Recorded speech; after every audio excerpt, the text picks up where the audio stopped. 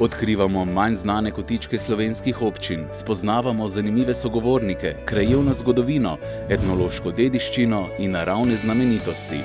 Dobrodošli v oddaji Zlati ključi. Vsak teden v 3 oddajah iščemo namige in zlate ključe, na katerih so uganke za gledalce. 3 oddaje, 3 uganke, 3 besede, ki tvorijo nagradno geslo. Tega pošljete na našo Facebook stran in tako sodelujete v nagradni igri. Če ste pustolovci po duši in iščete idejo za izlet ali oddih, se nam pridružite pri odkrivanju Slovenije.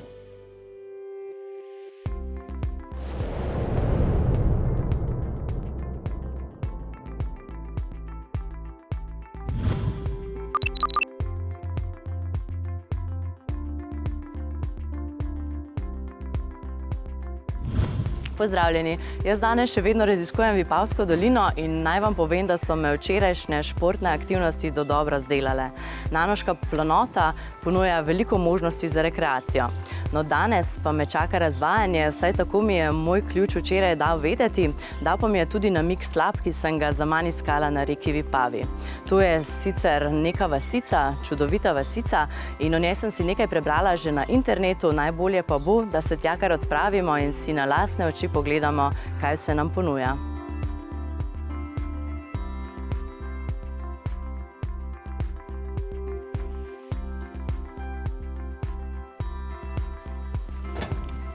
Ja, Suzana, a ste zdaj našla slap tam, kjer ga ni, ali kako? Ja, ko sem slišala besedo slap, sem najprej pomislila na en velik slap na reki Vipavi, v katerem bi se lahko malo osvežila, ampak važno, da sem vas na koncu le našla in slišala sem, da če želiš preživeti en teden na enem mestu, je to prav v tej vasici Slap, ki ima 400 prebivalcev in kar 20 vinarjev. Je res, da je že Valvasor pisal o vinu v tej vasi? Ja, Valvasor je pisal v naši vasi in v svoji knjigi Slava Vojvodine Kranjske je pisal kot vas zlatih kapljic. Mislil pa predvsem na to, da tukaj so naše zlate kapljice vinogradov, se pravi naše vino najslajše. No, trenutno pa smo pri najstarejšem še delujočem kmetijskem vodnjaku v Sloveniji, pa ga dejansko uporabljate? Tako ja, vodnjak je še uporabljen, v uporabi in letnica, ki je natisnjena na njem, se pravi še v starih teh oblikah črk oziroma števil, je 1696 in to je pač letnica nastanka tega vodnjaka, hkrati pa tudi predvidevamo posestvo, na katerem sva zdajle, da je nastalo tudi v tem letu in to je eno izmed 6 najstarejših posestev v tej vasi. Verjetno je tukaj zavedeti še zelo veliko stvari, kaj ne? Ja, res je veliko stvari. Trenutno smo tudi na tem posestvu, kjer lahko tudi bivate oziroma so možna prenočišča, degustacije vinske. Predlagam pa, da greva mogoče proti vasi in po vasi in si še kaj ogledava. Zmenjeno. No, trenutno so v samem centru vasi. Vidim, da ste jo zelo lepo obnovili in tudi tlakovali ste jo na novo, kaj ne? Kako vam se to uspeva? Ja, res je. Vas je kar sožitna in zelo sodeluje med sabo in tudi ti projekti, ki jih izvajamo, se pravi črpanje nekih evropskih sredstev, so bistveno lažje, če vas sodeluje in ta prostor tukaj je eden prav, ki je nastal iz tega sodelovanja.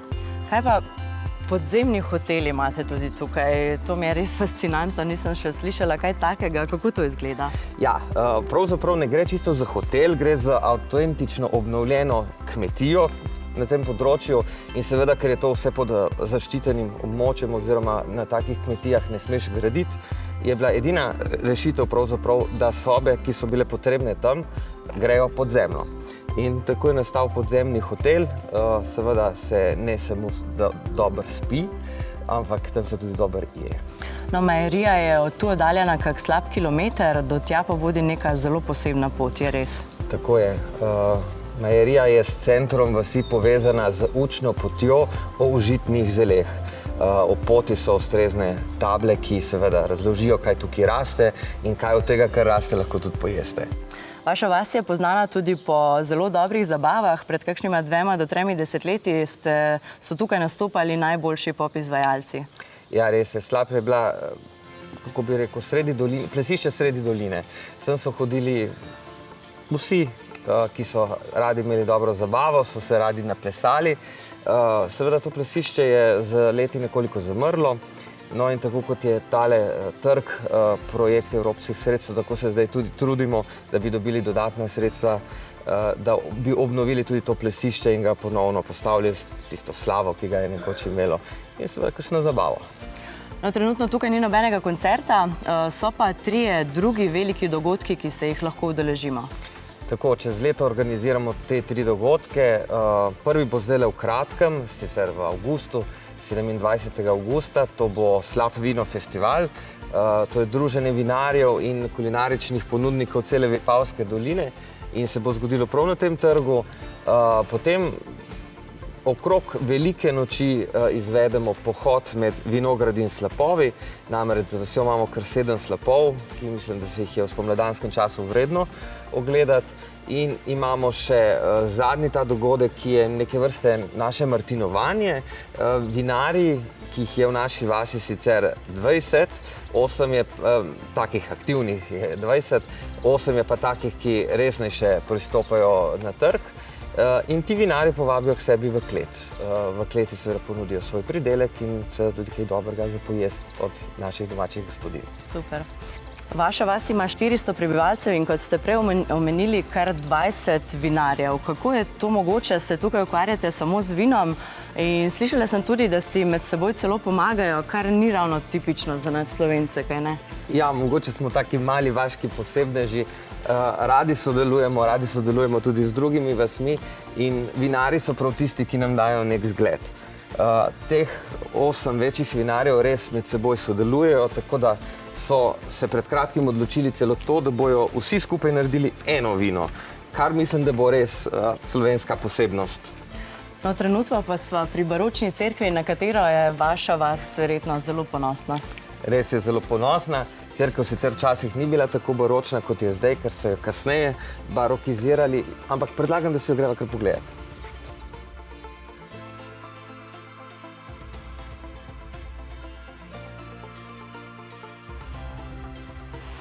Tako, Suzana, sva zdaj v našem slapanskem biseru, naši baročni cerkvici. Na zunanji strani cerkve so oddelani križarski križi, zato predvidevamo, da so cerkev zgradili križarji. Čisto točnega podatka o temu pa nimamo. Drugače tukaj goduje sveti Matija in pa sveti Jakob. Mogoče zanimivost, večina vipavskih cerkva ima 2 svetnika. Si misliš, zakaj? Ne, nimam pojma. Včasih so to naredili, pravijo, no, tako, ampak nekaj resnice sigurno na temu bo, da je bilo smiselno izbrati svetnika tako, da eden goduje poleti, drugi pa po zimi. Zato so lahko naredili eno fešto, po zimi pa eno poleti. Samo da so zabave, ne? Tako. Drugače pa sama cerkev je oblečena v marmor, posebnosti so te značilne barve marmorja. Cerkev je bila obnovljena v večjih delih in zadnja obnova je tukaj bila v temle stranski ladji, kjer je obnovljena cela freska. No, jaz sem že videla moj namig, tako da ga bom kar vzela, da vidim, kaj me čaka dalje. Kolo in vino. No, kolesarila sem že včeraj in me pa prav mika to vino, tako da me zanima, kaj se skriva za tem namigom in kje je kakšna kolesarska pot, ki pelje mimo vinogradov. Mislim, da vem, kam te pelje namig in po mojem bo gospod Lulik ta pravi, ki ti bo znal kaj več povedati o tem. Predlagam, da počasi greva in mogoče bi te pospremil, da se slučajno kje po vasi ne izgubiš. Hvala.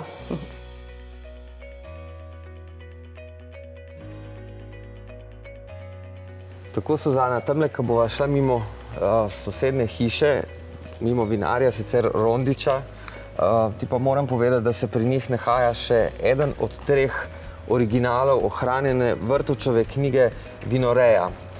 Vrtovec je to knjigo spisal, da bo kmetu pomagal, kako naj pravilno goji trto, da bo ta najboljše obrodila. Hvala, da ste me pospremili in hvala, da ste mi razkazali vašo čudovito vasico. Seveda, z največjim veseljem, Suzana, in upam, da se spet vidiva v naši vasi. Tako je. Hvala. Čau. Živijo.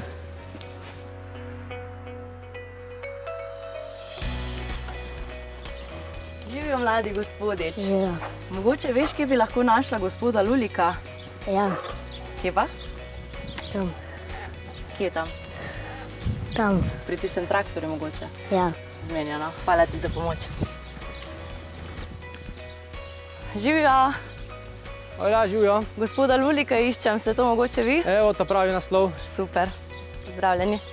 Živijo. Suzana me veseli.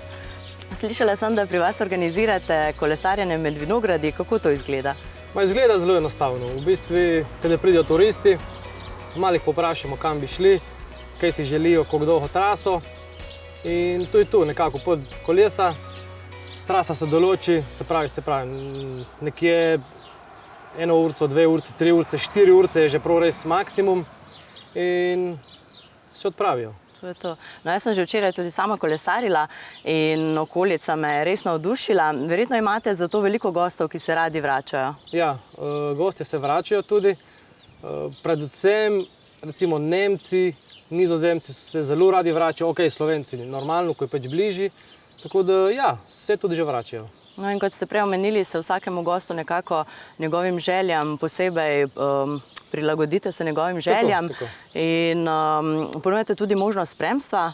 Ja, tudi spremstvo imamo, za kakšne malo bolj prestrašene, da se pač piljemo zraven, jih pol malo pustimo, da so bolj v intimi.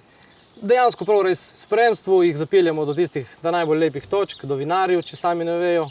In to je to, spet Katero gremo naprej. možnost pa izberejo največkrat? Da grejo sami ali? Največkrat prav pari si izberijo, da grejo sami. Če so pa skupine, ne vem, tipo tako team buildingi, tu pa je kar spremstvo, je praksa. No. Kaj pa vi, radi kolesarite? Ja, smo zelo športna družina, saj tudi iz tega je prišla ta ideja ven za kolesarjenje po naši lepi dolini. Se pravi, vam kar eno kolo zelo ponudim, da se boste odpeljala do prve zidance in spila tam vodo. Akcija. Evo, ta bo ta pravi, da damo ven. Okay. Evo, tako. Hvala lepa. Naj se vam zahvaljujem za vse. Grem zdaj kar naprej, ker sem že pošteno žena, na en kozarec vode. Vi kar uživajte, če pa kar rabite, telefon in se slišimo. Hvala lepa. Uživajte. Čau.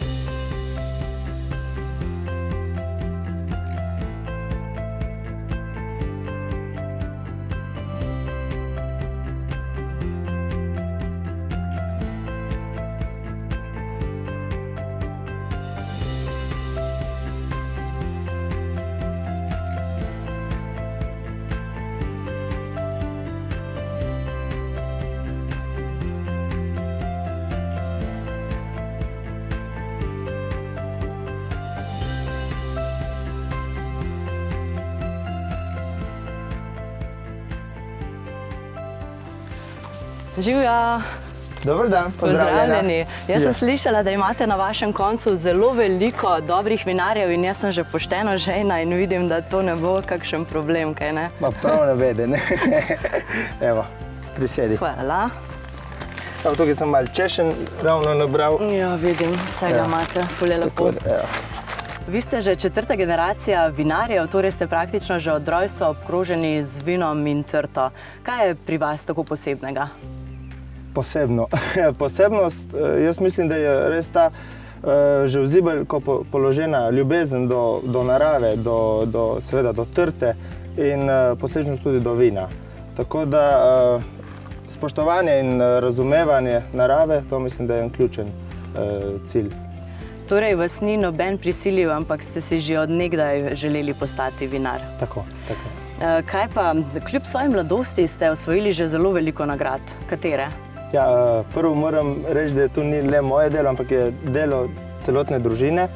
In nagrade smo dobili od Londona Decanterja, kjer smo dobili tudi platinasto medaljo, ki je bil en zelo dober dokaz, da delamo dobro, do Gornje Radgone, ki je en večjih slovenskih, pa tudi tukaj mednarodnih ocenjevanj. Tako da smo kar ponosni na naše medalje. No, čestitke za vse te nagrade. Niste jih pa pričakovali in gotovo so se zdaj pričakovanja še povišala, kaj ne? Ja, tako, nismo jih pričakovali, ampak stranke s tem, ker smo dobili nagrade, vsako leto želijo še višji nivo samih vin in tudi nagradno. Tudi je kar težko delo pred nami. Verjamem, ja. Kaj je najtežje pri pridelavi vina? Najtežje je prav ta konstanta, da je vinar z leta v leto konstanten, da dobi zaupanje strank, in da s tem nadgrajuje svojo blagovno znamko in samega sebe. Imate pa tudi eno posebno vino in to je vino Zelen. Je to mogoče to vino? Ne, tukaj imam zdaj Pinelo, imam tudi Zelen, lahko tudi odpremo, če želiš. Kaj pa posebnost tega vina? Ja, in Zelen in Pinela sta avtohtoni sorti Vipavske doline, tako da so naše stare lokalne sorte in smo na njih zelo ponosni. Tako da zdaj predlagam, da probava Pinelčko, ker je bolj sveža in še prijetnejša za tak poletni dan. Tako je, res je vroče. Kaj pa vinarji? Vinarji, prej so mi povedali, da si med seboj celo pomagate. Kaj niste med seboj tudi tekmeci? Kako je to? Ja, zdrava konkurenca, bi se temu tako izrazil. Tukaj v vasi Slap nas je polno vinarjev, ki se trudimo, vsak po svoje, ampak kar je treba, se stopi skupaj. Tako da predvsem te mlajše generacije so še bolj odprte za take stvari. Zelo lepo ste tukaj danes pripravili. Kaj si lahko kar malo postrežemo mogoče? Vse izgleda tako dobro. Z veseljem ponudim, tu so tudi naši domači suhomesnati izdelki, tako da tukaj sem ti tudi natočil Pinelo. Hvala lepa. Je letnika 21 in boš v vinu bo lepo zaznavna taka sveža aromatika, tropska. To je zelo igrivo vino, mi rečemo, tako da predlagam, da nas zdraviva in poizkusiva vino.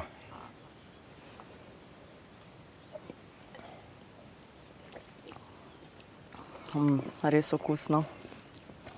Zelo paše k taki mesnatim izdelkom. Jaz bom kar malo pojedla.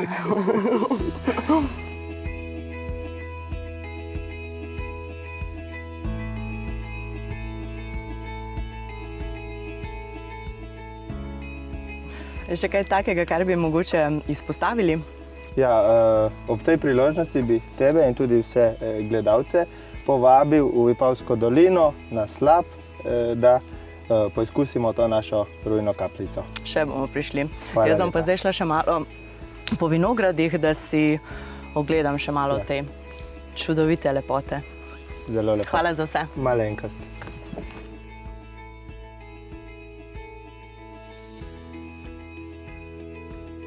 Koliko vinogradov je tukaj. In še moj zlati ključ.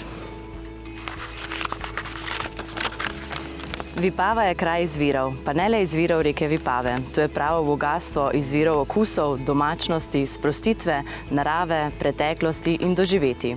Kuhinja v teh krajih je preprosta, zanimiva, raznovrstna ter okusna.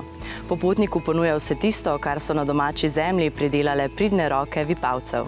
Skrbne gospodinje se z veseljem lotijo starih, že skoraj pozabljenih vipavskih jedi, ki so jih pripravljale njihove mame in none. Gospodarji poskrbijo, da domače klobase, salame, pršut in drugi okusni mesni izdelki dozorijo na vipavski buri. In ko sem ravno omenila burjo, na račun burje in domačinov krožijo številne šale. Najbolj znana in zabavna je lestvica hitrosti burje, kjer razberemo, da pri hitrosti 50 km/h domačini odprejo okna in prezračijo hiše, pri 80 km/h pošljajo otroke ven malce na zrak in pri 150 km/h rečejo, danes pa piha. Žal se najino potepanje po Vipavi tu končuje. Še vprašanje za zadnji del gesla dolgujeva gledalcem. Tokrat naj odgovorijo na vprašanje, katera je edina evropska reka z deltastim izvirom. Midva pa se vidiva čez teden dni. Bodi lepo.